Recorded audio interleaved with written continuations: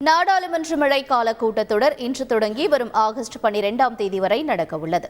இந்த கூட்டத்தொடர் மொத்தம் 19 அமர்வுகளை கொண்டிருக்கும். கூட்டத்தொடரின் முதல் நாளில் பொருளாதார ஆய்வறிக்கை தாக்கல் செய்யப்படும். 23ஆம் தேதி மத்திய நிதி அமைச்சர் நிர்மலா சீதாராமன் பட்ஜெட்டை தாக்கல் செய்ய உள்ளார். மேலும் ஜம்மு காஷ்மீருக்கான பட்ஜெட்டும் தாக்கல் செய்யப்படுகிறது. ஜூலை 24ஆம் தேதி நடப்பு ஆண்டு பட்ஜெட் மீதான விவாதங்களும், ஜூலை 25ஆம் தேதி ஜம்மு காஷ்மீருக்கான பட்ஜெட் மீதான விவாதங்களும் நடைபெறும். கூட்டத்தொடரில் 6 மசோதாக்களை நாடாளுமன்றத்தில் தாக்கல் செய்ய மத்திய அரசு திட்டமிட்டுள்ளது.